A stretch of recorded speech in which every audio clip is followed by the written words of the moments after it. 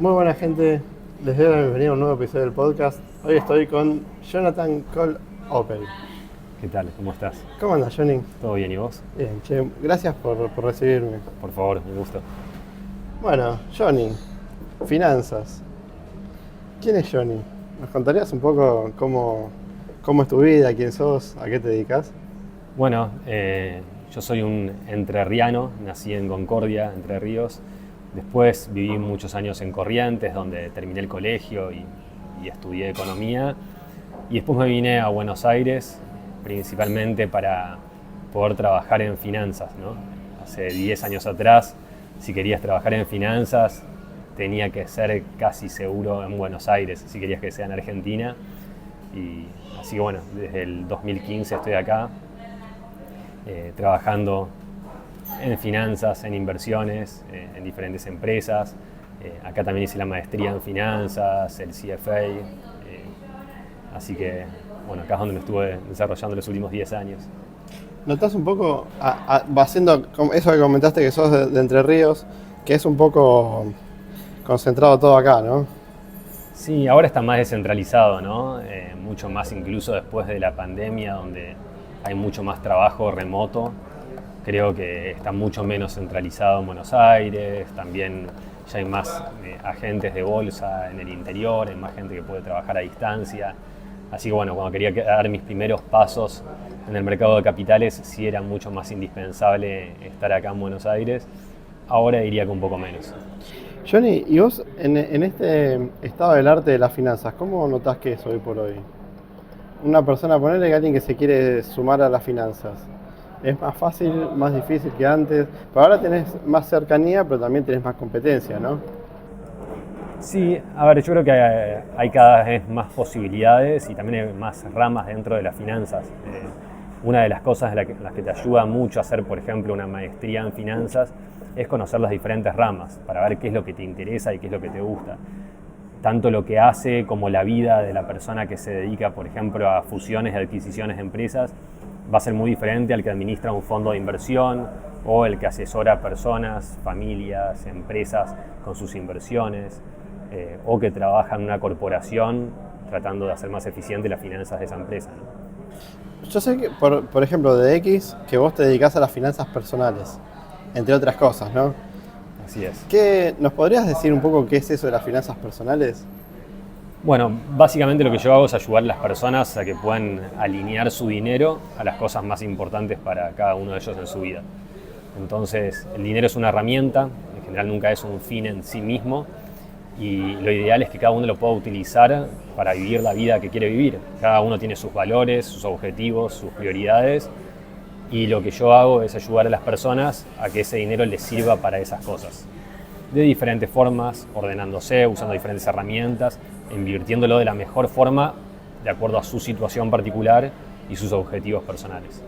¿La finanza personal siempre implica inversión o puede ser simplemente un ordenamiento de los recursos que ya dispone?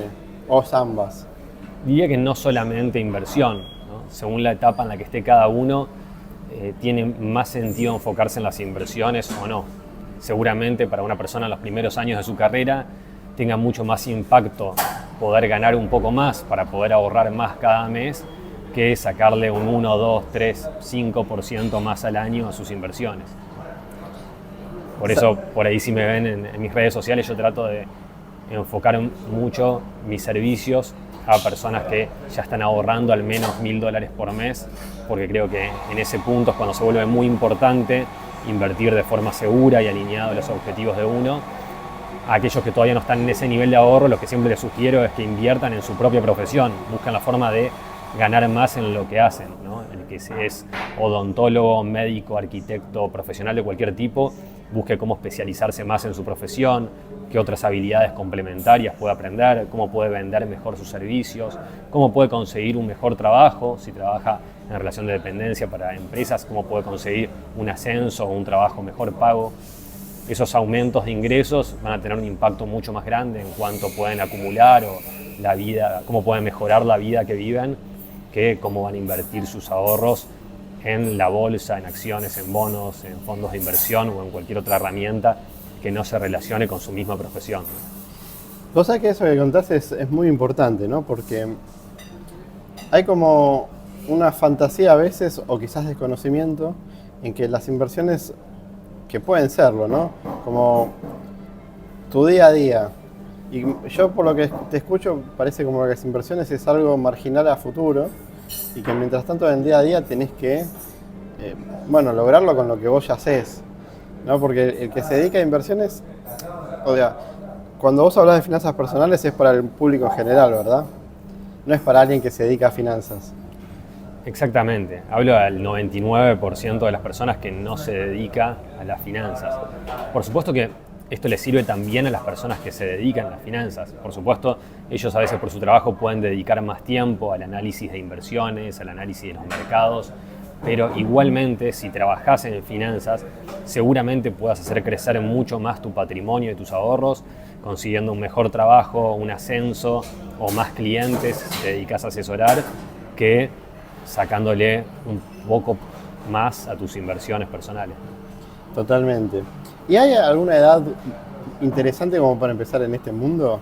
Como asesorado, digamos, ¿no? Vos, digamos, ¿en qué momento de la vida es un buen momento para consultarte?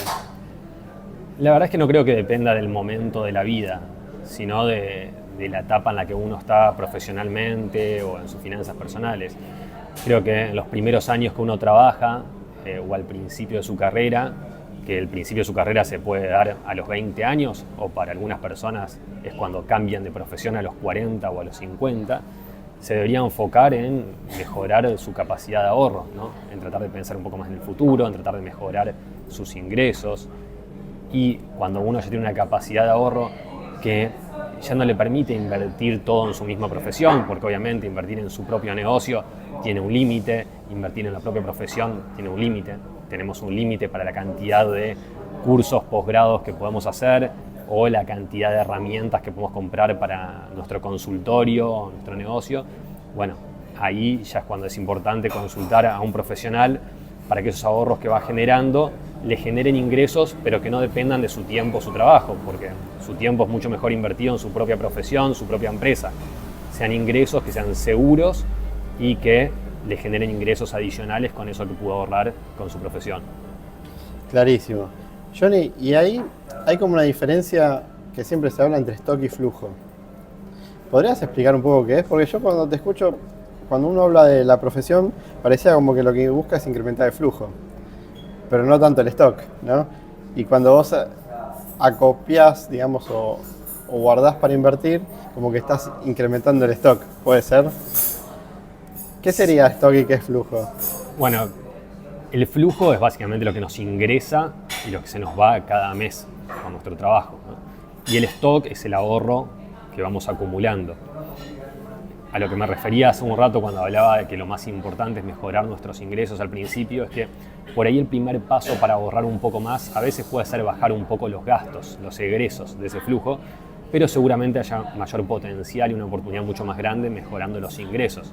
Pensemos, una persona que gana $1.000 al mes y ahorra $100 al mes, bueno, mejorando sus ingresos $100 por mes, pasando de ganar 1.000 a 1.100, bueno, pasa a ahorrar el doble cada mes si mantiene su nivel de gastos. Pasa a ahorrar 100 a 200, duplicar el ahorro mensual tiene, como decíamos, un impacto mucho más grande que hacer rendir más que esos $100 que ahorró, ese stock que fue acumulando. Por supuesto, cuando uno ya ahorra la mayor parte de sus ingresos o tiene una buena capacidad de ahorro, se va acumulando ese stock, que es el ahorro que vamos juntando, y puede aumentar el flujo, generar ingresos adicionales invirtiendo ese stock. Perfecto. Entonces, bueno, ¿hay algún problema común que tengan las personas que vos asesorás? Que cuando llegan a vos, llegan por algún... En general, uno llega por un problema, ¿no? A un consultor. ¿O hay gente que preventivamente va? Sí, en los últimos años se reconocen por ahí dos problemas muy comunes. Por un lado, muchas personas no quieren que se desvaloricen sus ahorros. Ya hay más conciencia de que los dólares guardados abajo del colchón pierden valor y ese 2, 3, 4% de inflación que puede haber en dólares bueno, de acá a 5, 10, 15 años puede significar una pérdida muy grande de sus ahorros.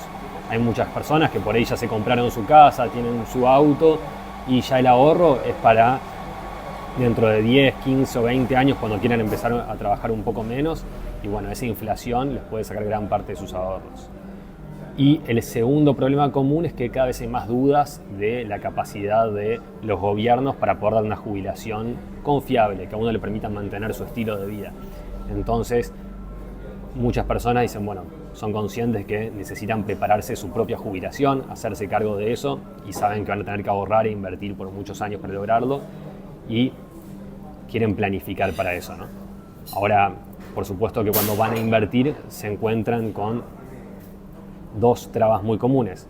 Por ahí muchas personas tienen la mayoría de sus ahorros sin invertir porque no están tranquilos de cómo hacerlo de una forma segura, no quieren meter la pata y perder el 30 o 40% de sus ahorros, lo cual tiene mucho sentido porque muchas veces las recomendaciones que se ven en redes sociales o en internet implican riesgos de los que no se hablan, o ya probaron hacer varias inversiones y se comieron alguna pérdida importante porque no sabían de sus riesgos. Entonces no sabían que haciendo una inversión podían perder por ahí el 50% de sus ahorros invirtiendo en ese tipo de cosas. Entonces quieren planificar cómo avanzar más rápido a ese objetivo de tener un ingreso que no dependa de su trabajo o a comprar su casa, pero invirtiendo de forma segura. Y para eso tienen que planificar cómo hacerlo y tienen que aprender cómo invertir de forma segura, cómo obtener esos rendimientos por arriba de la inflación en dólares sin poner en riesgo sus ahorros. ¿Y hay alguno que te pregunte por crecimiento? Pues yo, por lo que yo escucho hasta acá es más o menos es un crecimiento, pero no una cosa desorbitante, sino como decir, me mantengo en el break-even de la inflación y un poquito más. Como que le dan un poquitito cada año, o sea, no pierdo dinero, sería más como el problema que quieren resolver, el punto de dolor. ¿Y hay alguna persona que te diga, yo quiero que hacerme rico con esto? A ver, más que hacerse rico, hay personas que quieren simplemente vivir mejor. Trabajo con muchas personas que la verdad es que nunca les va a faltar con el patrimonio que tienen para los gastos más básicos, comida, salud, su casa, pero sí quieren crecer patrimonialmente para vivir mejor, para dejarle algo a los hijos u otras causas, y ahí es donde se encuentran muchas oportunidades, porque a veces parece como que mejorar el rendimiento de las inversiones solamente depende de qué inversiones hacemos, pero gran parte del rendimiento viene de otros factores. Qué costos tenemos para hacer una inversión, mantenerla y después venderla, qué impuestos alcanzan esas inversiones, cómo se debe estructurar uno patrimonialmente y legalmente para poder ser alcanzado por la menor cantidad de impuestos o las menores alícuotas de impuestos posibles. Entonces, las mismas inversiones se pueden hacer de diferentes formas, con diferentes instrumentos, diferentes herramientas, y hay que buscar cuál es la más eficiente para cada uno para que ese patrimonio crezca lo más posible, manteniendo ese nivel de seguridad que decíamos. Y lo más sanamente posible también, ¿no? Porque después de tener un patrimonio, porque sea un quilombo sacarlo tampoco está bueno, ¿no? Que si cuando vos lo vendés tenés que pagar esto, aquello, lo otro, y contratar a un bufete de contadores tampoco te sirve. Así es, así es. Ahora sí muchas veces se encuentra una dificultad en personas que quieren invertir que directamente prefieren no invertir para no pagar impuestos. Pero es increíble a veces tener que aclararlo, pero bueno, a nadie le gusta pagar impuestos. Obviamente a mí tampoco me gusta pagar impuestos, pero siempre voy a preferir ganar 100 y que me cobren 30 de impuestos a ganar 0. Claro. Entonces hay mucha gente que por ahí el tema de los impuestos lo detiene de invertir, y ahí les quiero decir que no se trata de pagar 0 de impuestos, sino pagar de forma legal lo menos posible para hacer rendir los ahorros lo máximo posible y que no pierdan valor con la inflación todos los años, ¿no? Impresionante, sí. Sí, y te iba a preguntar, en esta economía tan globalizada, ¿cómo es la situación de las finanzas personales desde tu criterio a modo global? ¿Cómo ves a la Argentina en términos de finanzas personales primero? ¿Lo ves una sociedad sana o como que todavía falta informarse mucho al respecto? Bueno, falta mucha educación financiera y quiero aclarar acá que no es un problema solo de Argentina. Muchas veces está la ilusión de que a veces en los países desarrollados todo el mundo invierte, que en Estados Unidos todos invierten.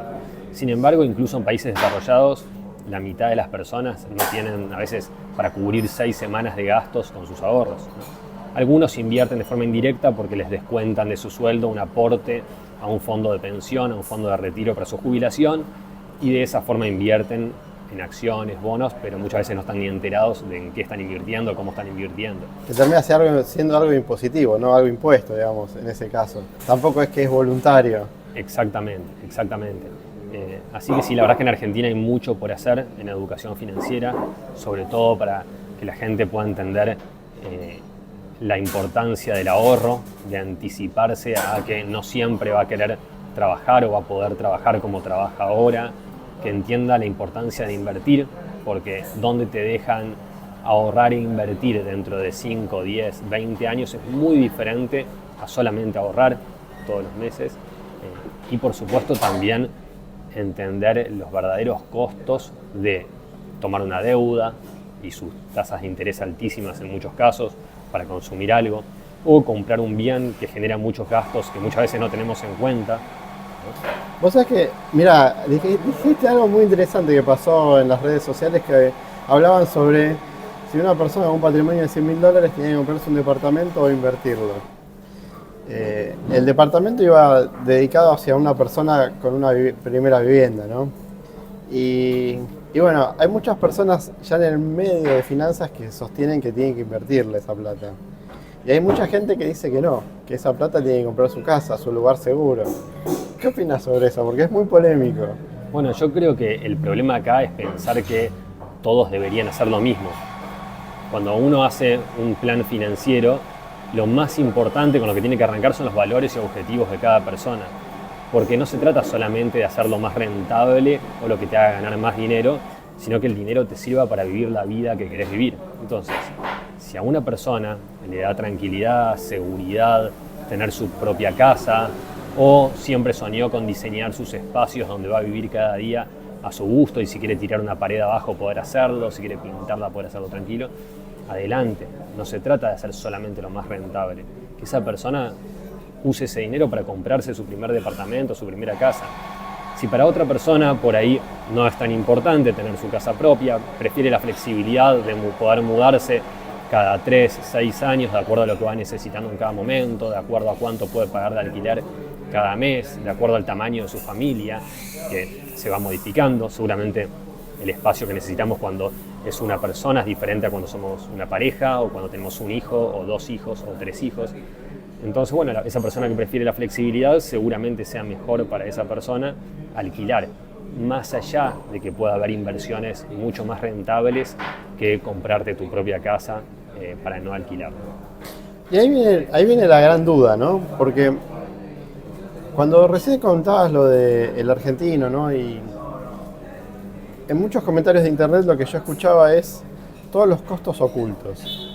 Pero no ocultos porque los quieren esconder, es porque no se conocen, básicamente. Es como decir, a veces hablan, no sé, comprad tal obligación negociable. Y de golpe pasa algo que uno no esperaba, porque la verdad es que uno no lo espera, esa empresa entra en default. Y esas cosas pasan también. Entonces digo, quizás la persona, o lo que contabas vos de los impuestos, una persona que quizás va perdiendo sistemáticamente un 3% anual de sus ahorros, pero no se tiene que presentar ante una declaración, ante ciertos dolores de cabeza. ¿Cómo se hace para hacer ese cambio de mentalidad? Porque claramente lo que vos estás planteando tiene que ver con una cuestión de crecimiento. Y el otro está planteando una cuestión defensiva. Desde lo que yo observo, ¿no? Digo, hay mucha gente que dice, no sé, tal persona se compró un campo y vive una vida tranquila. Digo, desde lo que vos planteás hasta ahí no hay ninguna cuestión. Pero si vos querés proyectar a futuro, claramente, o sea, ganar 70 es mucho mejor que ganar 0. Pero tiene ese costo del 30 que tenés que pagar, y no es solo pagar la plata, sino es todo el tramiterío que te lleva a eso. Bueno, todo eso tiene solución, ¿no? Hay gente que te ayuda con eso, ¿no? Hay contadores que te ayudan con eso, y que te implican en general un costo bajo para lo que podés ganar o lo que vas a ganar. Pero sí estoy muy de acuerdo que una de las claves cuando uno va a invertir es invertir de forma segura. Y acá yo hago hincapié porque hablé de que una de las principales fuentes de rendimiento no son solamente las inversiones que hacemos, sino cómo las hacemos para incurrir en la menor cantidad de costos posibles e impuestos posibles, pero también invertir de forma segura. Y aquí amo invertir de forma segura, usar formas de invertir que no puedan perder el 30-50% de su valor y que nunca se recuperen o que pueda tomar 15 años recuperarse. Y hay formas que más allá de que tengan más o menos volatilidad, a lo largo de la historia siempre dieron rendimientos por arriba de la inflación en dólares. Entonces uno mira cuánto rindieron carteras bien diversificadas de bonos a lo largo de 200 años y rindieron entre 2 y 3% arriba de la inflación. Mira carteras bien diversificadas de acciones y rindieron entre 5 y 7% arriba de la inflación en dólares. Entonces, si uno invierte de forma segura, diversificando bien, sabiendo cómo tener una cuenta a nombre propio, en un broker registrado, si pueden una cuenta garantizada por instituciones sólidas, si evita técnicas de análisis de inversiones que funcionan para muy pocos en el mundo e incluso cuando te funcionan te agregan muy poquito rendimiento, como son a veces el análisis técnico o el análisis fundamental, que no son muy útiles para el que va a dedicar 5 minutos al mes a separar sus ahorros e invertirlo. Claro. Y otros factores como el tiempo que necesitan ciertas inversiones o la liquidez que tienen. Bueno, siempre está ese riesgo, ¿no? Haciendo la cuenta simple, si compramos un bono que tenga solamente un 1% de probabilidad de default, bueno, puede ser esas una de cada 100 personas que defaulteen ese bono, que no lo paguen y que pierdas el 30 o 50 o 70% de lo que invertiste. Ahora, si invertiste en 100 bonos diferentes, bueno, lo peor que te podría pasar es que el 1% de esos bonos defaultee y solamente te caigan un 1% tus inversiones. Claro, impresionante. Johnny, ¿cómo fue que te dio por hacer esto? Es interesante. Yo estaba trabajando, administrando fondos de inversión. Trabajé primero como analista en los fondos de inversión del ICBC, después como portfolio manager en los fondos del BBVA. Un muy buen trabajo, con un equipo espectacular, con buena gente, unas oficinas divinas, piso 30 en Puerto Madero. Mete miedo, ¿no? Ir a una oficina de piso 30 ves el amanecer viendo el río. Una vista espectacular.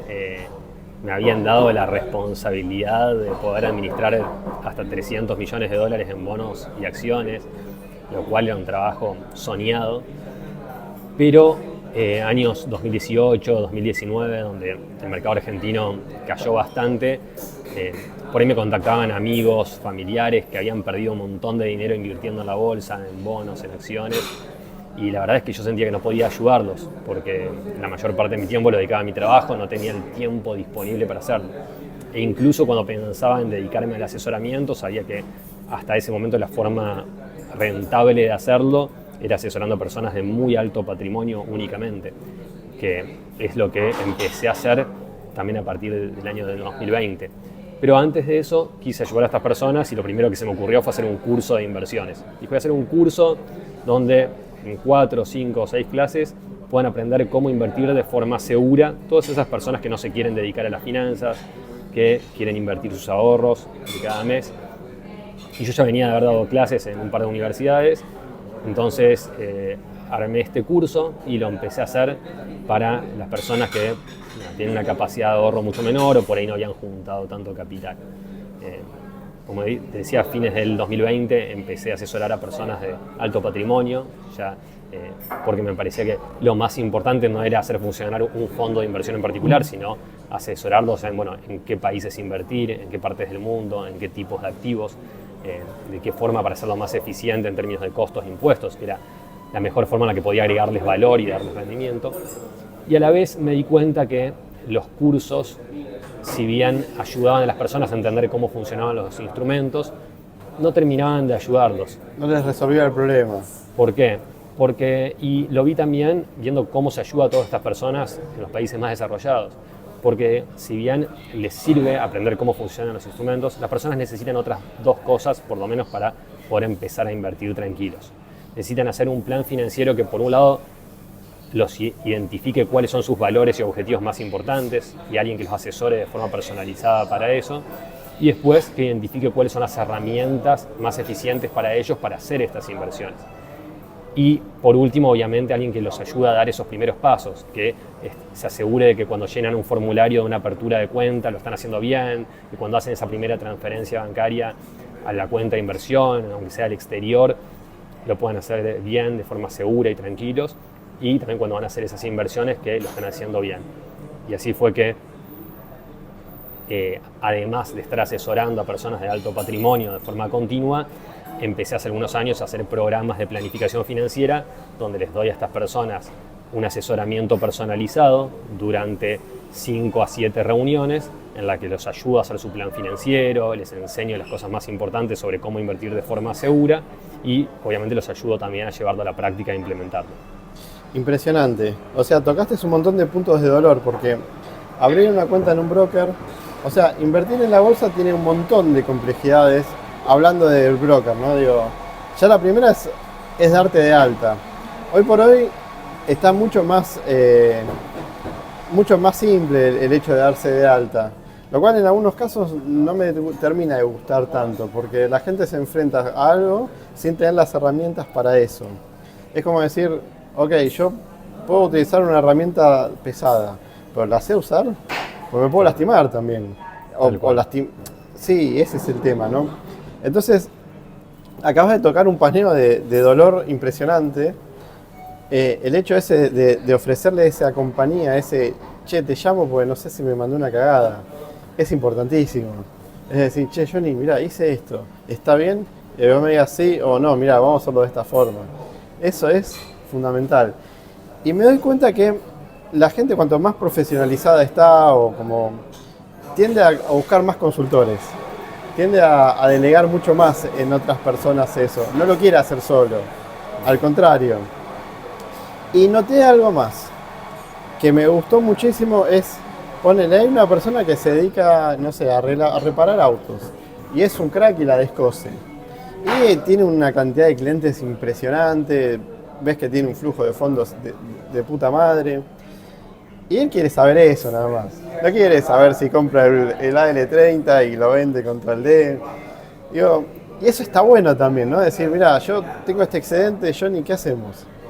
Pero esa pregunta así de simple, ¿no? Como, ¿qué hacemos? No, che, mira, estoy investigando y quiero hacer esto. No, Johnny, a ver, ¿qué opciones tengo para esto? Claro. ¿Cómo la notas esa pregunta? Tal cual. Ahora, yo siempre hago el trabajo de explicar que es muy importante dedicar un poquito de tiempo al análisis de su situación actual, de sus objetivos particulares y de entender cómo funcionan estas inversiones. Porque no se trata solamente de lo que más rinde o de qué hacemos ahora, sino de entender, bueno, qué implica hacer estas inversiones. Porque si uno no hace ese trabajo previo de planificación financiera antes, la verdad es que es difícil que sean sostenibles estas inversiones. Entonces, seguramente cuando uno no tiene claro cómo se pueden mover estas inversiones, si son seguras o no y por qué, cuando se muevan un poco para abajo empiece a tener dudas o no siga invirtiendo ese ahorro de cada mes, cuando lo mejor es seguir invirtiéndolo justamente cuando está cayendo el mercado. Un DCA, ¿no? Bueno, a ver, los estudios muestran que lo ideal es invertir lo antes posible. Si tenés mucho dinero acumulado, en general conviene invertirlo todo junto al principio que repartirlo en el tiempo. Si lo querés repartir porque te deja más tranquilo, siempre voy a priorizar lo que te deje más tranquilo. Pero después hay gente que va ahorrando también mes a mes, como vos decías, el que tiene el taller mecánico y ahorra mucho todos los meses, bueno, todos los meses va a ir invirtiendo. Si tiene un plan financiero que le deja claro cómo tiene que invertir, por qué eso lo va a llevar a sus objetivos y por qué es una forma segura de invertir, cuando esté cayendo el mercado va a seguir invirtiendo ese ahorro de cada mes y lo va a hacer tranquilo y no va a vender las inversiones que hizo previamente. En cambio, si no hizo ese trabajo previo, que no toma mucho tiempo, como te decía, dura unas 5 reuniones, bueno, va a ser mucho más difícil atravesar esos momentos y va a pasar, incluso si lo hace, va a pasar malos momentos, estrés y otras cosas que le pueden sacar foco y atención de su negocio principal, que es donde debería estar en su foco de atención. Acabas de decir algo que es impresionante, porque uno de los costos ocultos de todo esto es el estrés, ¿no? El estrés creo que es un factor común Lo veo siempre en Twitter cuando la bolsa baja un 3%, que en Argentina es casi un estándar. Digo, 3% en Argentina es como, no, que bajó 0,2% del S&P 500 o menos incluso. Pero ves como que están todos velados, velan a cajón abierto en los Higgins y esa clase de chistes, que en el fondo no son chistes, me parece que en el fondo son dolores en serio. Y qué importante lo que estás comentando, porque cuando vos decís que es 5, 6, 7, 8 reuniones, no dijiste 8, dijiste 5 o 6, pero yo voy a poner 10 reuniones, no son tanto. Habla de una planificación. Habla de que no son tanto cuando vos empezás a tener conciencia del tiempo, de las cosas, de los esfuerzos. ¿Y por qué para una persona, por ejemplo, que gana X y que lo que conoce es que todos los meses gana una X cantidad de plata y no más, que de golpe perder un 30% o ver que su patrimonio disminuyó un 30% parece terrible? Porque claro, en el mundo de los ingresos conoce algo pautado, arreglado y todos los meses lo mismo. Entonces, es como que vos lo que haces es invitar a pensarlo más a largo plazo, más con un proyecto, digamos, y con diferentes opciones. Así es. Y te digo más, noto eso que vos dijiste de que vos estás acostumbrado a ayudar a personas de grandes patrimonios. O sea, lo noto porque ya la forma que vos le empezás a conocer a la persona, lo que intentás es entender su situación, intentás darle una solución y no un problema. Vos querés llevarle respuestas, no más preguntas sobre las preguntas que te hacen. A ver, claramente para conocer a una persona hay que hacerle preguntas, ¿no? Eso desde ya, pero no es que le vas a repreguntar porque no te interesa, le vas a preguntar porque justamente te interesa y porque querés llevarle una solución final. Tal cual. Y eso, por ejemplo, una persona con un patrimonio chico o sin patrimonio, una persona que quiere empezar en esto de la planificación y decir, no sé, tiene 20 años y a los 45 quiere ser financieramente libre. Ahí te hago esas dos preguntas para la comunidad, ¿no? para la gente. ¿Qué sería ser financieramente libre? ¿Y cómo se puede acercar una persona que está empezando a vos con esa pregunta? Porque a vos en general se acercan personas que ya tienen un patrimonio y que ya, digamos, y que aparte pagan ese servicio. Porque eso es importante también. Me parece que para un servicio sea bueno, tiene que ser pago. Sí, a ver, por supuesto uno dedica tiempo, esfuerzo, energía, recursos a asesorar y ayudar a las personas y por eso tiene un precio, ¿no? Pero a las personas que tienen 20 años y quieren llegar a ser financieramente libres, en general con eso nos referimos a no depender del trabajo. Hoy en día muy pocas personas quieren retirarse y dejar de trabajar para siempre. La mayoría de las personas sí quieren no depender de su trabajo para sus gastos más importantes o para mantener su estilo de vida. Y para eso van a tener que ahorrar seguramente por muchos años, invertir ese ahorro seguramente por muchos años. De hecho, un dato interesante es que la mayoría de los millonarios en Estados Unidos llega después de 28 años de ahorrar e invertir y tienen profesiones comunes y lo hacen invirtiendo de forma segura. Entonces no es algo descabellado e imposible, simplemente toma tiempo. Lo que les diría a los que están empezando y les gustaría llegar a eso es que los primeros años, cuando todavía no pueden ahorrar una gran parte de sus ingresos, inviertan todo eso en educación dentro de su propia profesión para mejorar sus ingresos. Cómprense cursos, cómprense posgrados, maestrías, vayan a la universidad, recíbanse lo antes posible. Todas esas inversiones no tienen un resultado claro y obvio y específico, ¿no? Muchas veces los resultados de una inversión en educación se ven después de varios años. Hay gente que se recibe de la facultad y apenas se recibe por ahí gana lo mismo o menos que un empleado de comercio que por ahí no necesitó ir 5 años a la universidad, pero te sube tu techo, te sube tu máximo de ingreso. Entonces, sigan invirtiendo en su educación después de recibirse también, no se den por vencidos. Cuando salgan de la universidad va a haber miles de personas con su mismo título. Entonces, inviertan en especializarse, inviertan en habilidades complementarias que puedan servir para su profesión. Si aprender de marketing o ventas los ayuda con su profesión, está bueno saberlas. Si no quieren saber de esas cosas, contraten asesoramientos en esas cosas para que los ayuden. Hoy en día hay mentores profesionales, mentores que te ayudan a hacer más rentable tu propio negocio en un montón de cosas. Yo mismo he contratado mentores que me ayudaron a mí.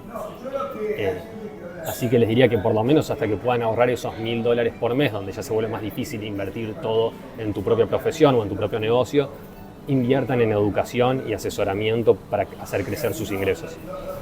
Johnny, sé que nos quedamos sin tiempo. Quería agradecerte, un placer enorme. No, gracias a vos por la invitación. Y bueno, gente, ojalá que lo puedan disfrutar tanto como lo disfruté yo. Nuevamente, muchísimas gracias, Johnny. Por favor. Nos vemos, gente. Chao.